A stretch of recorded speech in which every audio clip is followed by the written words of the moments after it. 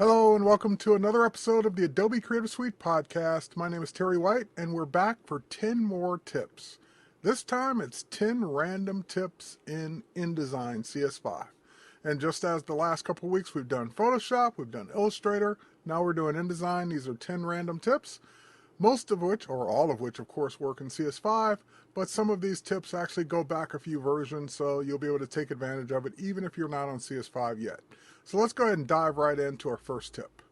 The first tip is actually the way that InDesign CS5 handles grouping or the groups of objects now. So for example, I've got a group here, and we'll go ahead and zoom in on it so you can see it a little bit better.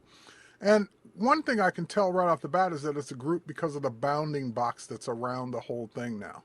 And normally if I wanted to affect like the letter C or do something to it, I would have to ungroup first to drill down into it. But now I can just double click, that drills down into the first subgroup, double click again, that drills down into the next subgroup, double click again until I get to the object I want.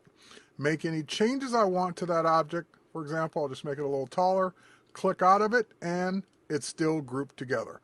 So it's as if I had worked on it as if it had not been grouped because I didn't have to use the ungroup command at all.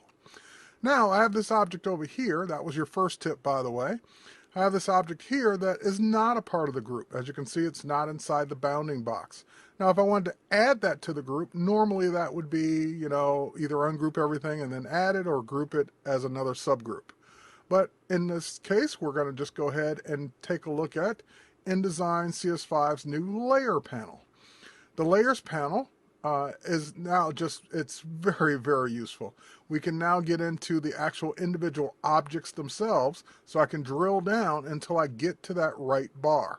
So I can turn individual objects on or off, which is another bonus tip, without having to turn off the entire layer.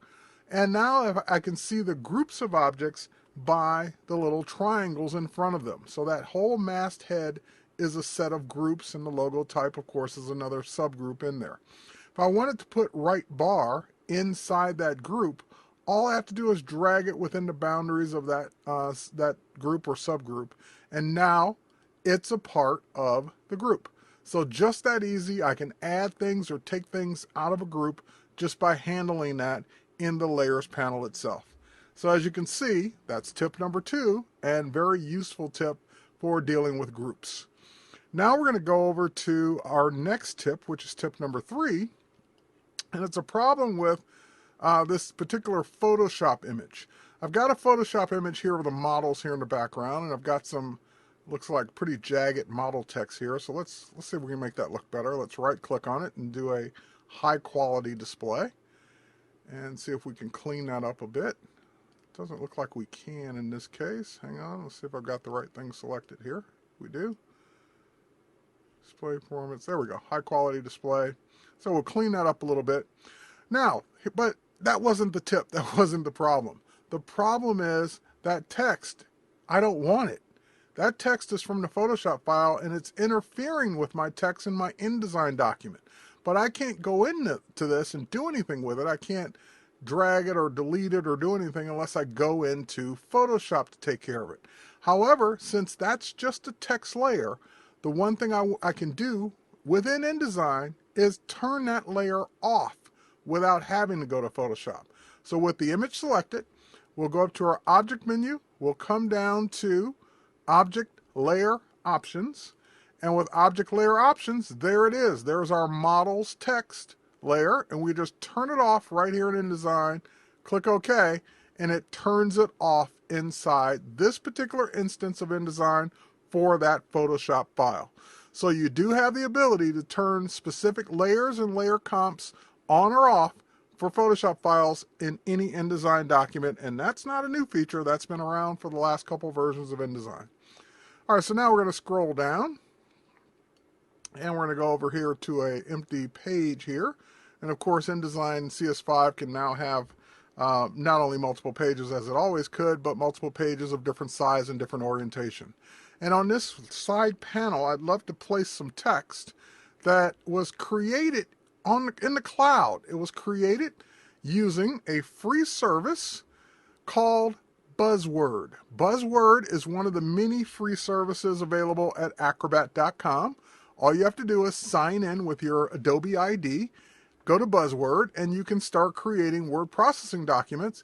And the beauty here is not so much that you can create word processing documents in the cloud, but they can be collaborative, meaning that other people that you share this document with can also make changes and add input and make corrections directly inside the document.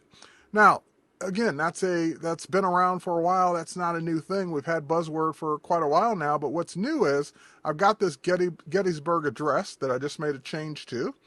And now I'm going to go ahead and go back to InDesign, because in InDesign CS5, one of the new things is that we can place directly from a Buzzword. That's right. You do a place command from Buzzword.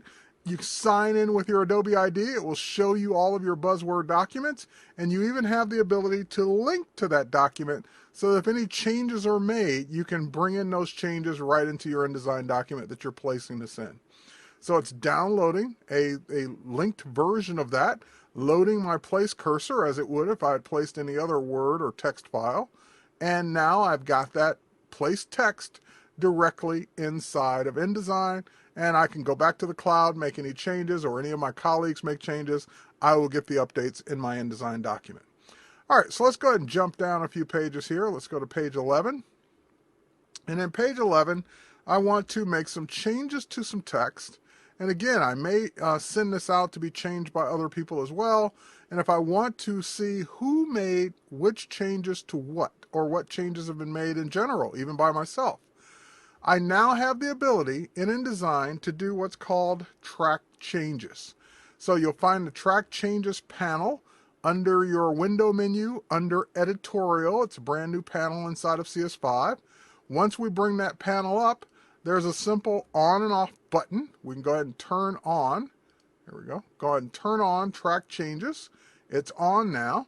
So if I go in and make any changes to the story, so we'll change local to domestic. Now, when I bring this up in the story editor, which is, I believe it's under edit. Let's see, edit and story editor. There we are. It will show me not only the change that was made, but if I click on the change, it will show me who made it and when in the track changes panel. So it's a cool way to have the ability to know what was changed in the document. So here it clearly shows that the word local was taken out and replaced with domestic. I can right click on that and either accept that change or reject the change.